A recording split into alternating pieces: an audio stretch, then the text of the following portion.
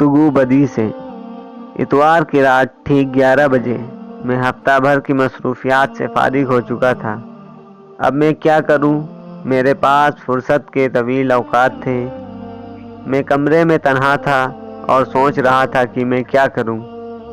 میرے دل میں ایک برے کام کا خیال آیا اور اسی لمحے میں اس پر آمادہ ہو گیا۔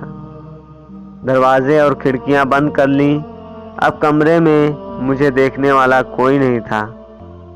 میں اس برے کام کو کرنے ہی والا تھا کہ میرے کانوں سے ایک آواز ٹکرائی۔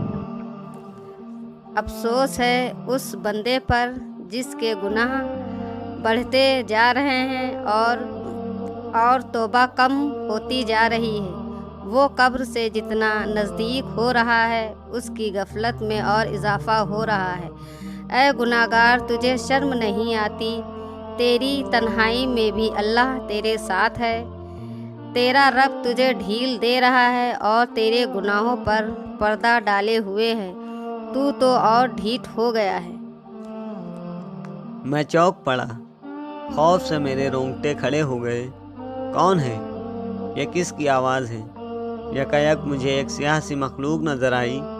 میں نے ڈرتے ڈرتے پوچھا، تم کون ہو؟ اس نے کہا، میں تمہاری بدی ہوں۔ تم اس رات گئے کیوں آئی ہو؟ تمہیں نصیحت کرنے۔ بدی اور نصیحت؟ ہاں، سمجھدار کے لیے بدی میں بھی نصیحت کا سامان ہے۔ تمہیں کیا کہنا ہے؟ کیا تم سمجھتے ہو کہ تم یہاں تنہا ہو؟ کیا مطلب؟ تم جب گناہ کرنے جا رہے تھے تو بڑے مطمئن لگ رہے تھے۔ کیا تمہیں حساب کے دن کا خوف نہیں ہے؟ تم دیواروں کی آڑ میں انسانوں سے تو چھپ سکتے ہو، مگر کاش تمہیں احساس ہوتا کہ تم اللہ کے نگاہ میں ہر وقت رہتے ہو۔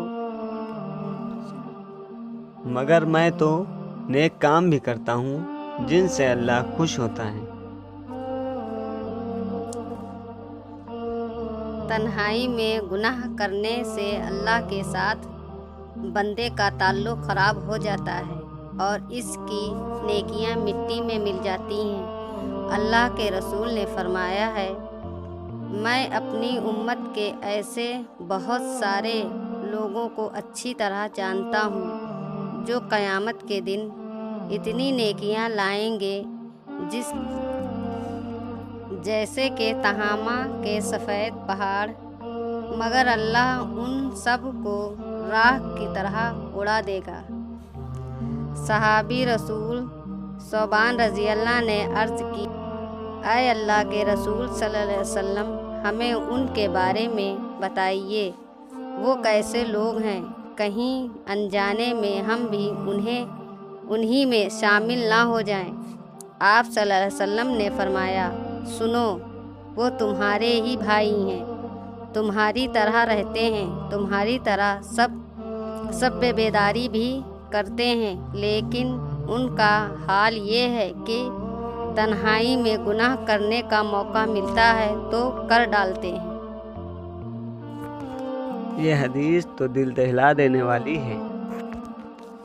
اسی لیے میں تمہیں خبردار کر رہی ہوں، اور یہ بھی سن لو کہ جب تم تنہائی میں گناہ کرتے ہو تو خدا کے ساتھ خلق خدا سے بھی تمہارا تعلق بگڑ جاتا ہے، لوگ تم سے نفرت کرنے لگتے ہیں۔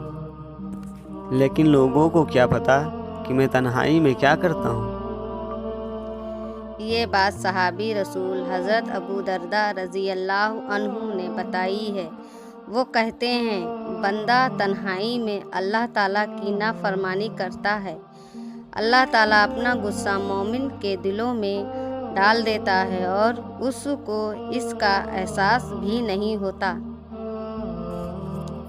لیکن میرے گناہ تو بہت چھوٹے ہوتے ہیں۔ میرا خیال ہے کہ اتنے چھوٹے چھوٹے گناہوں سے میرا اعمال نامہ خراب نہیں ہوگا۔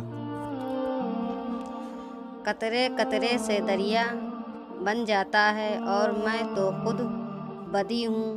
میں تم سے زیادہ جانتی ہوں کہ انسانوں کے نام اعمال کو قیامت کے روز کتنا خراب کر دوں گی۔ ظاہر ہے چیونٹی اپنے گھر کے بارے میں جتنا جانتی ہے، اونٹ چیونٹی کے گھر کے بارے میں نہیں جان سکتا۔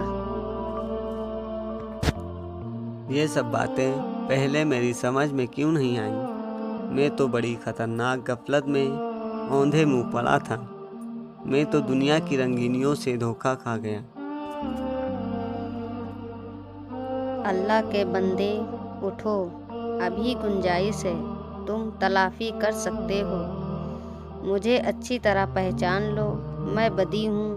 قیامت کے دن ہلاکت کا سبب بندوں کے بغض و نفرت کی وجہ نیکیوں میں سے برکت اٹھانے والی حافظہ اور علم دونوں کے لیے ہلاکت ہے۔ اوہ، تو یہ سب کچھ تمہاری ہی وجہ سے؟ یہی نہیں، اس سے بھی زیادہ۔ یہ سمجھ لو کہ ہر بدی دوسری بدی کو جنم دیتی ہے۔ ایک بزرگ کے بقول نیکی کا ثواب یہ بھی ہے کہ اس کے بعد دوسری نیکی کی توفیق ملے، اور بدی کی سزا یہ بھی ہے کہ اس کے بعد دوسری بدی کا صدور ہو۔ مگر یہ بتاؤ کہ اب میں کیا کروں؟ میں تو گناہ کا ارادہ کر چکا ہوں۔ اسے کرنے کے لیے کمرے کے دروازے اور کھڑکیاں بند کر چکا ہوں۔ میرا یہ گناہ تو درج ہی ہو گیا۔ نہیں، ایسا نہیں ہے، بلکہ بندہ جب بدی کا ارادہ کرتا ہے اور اللہ تعالیٰ کے ڈر سے اسے نہیں کرتا ہے تو اس کے نام اعمال میں ایک نیکی لکھ دی جاتی ہے۔ حدیث قدسی میں ہے، جس نے بدی کا ارادہ کیا مگر اس کا ارتکاب نہیں کیا، اللہ تعالیٰ اس کے لیے ایک مکمل نیکی اپنے پاس لکھ لیتا ہے۔ اس لیے توبہ کا دروازہ کھٹکھٹاؤ، اپنے کمرے کے دروازے اور کھڑکیاں بند رہنے دو، کمرے میں اندھیرا کر لو، مگر کس لیے؟ اللہ کی عبادت کے لیے، کیونکہ تنہائی کی بدی کو تنہائی کی نیکی سے مٹایا جاتا ہے۔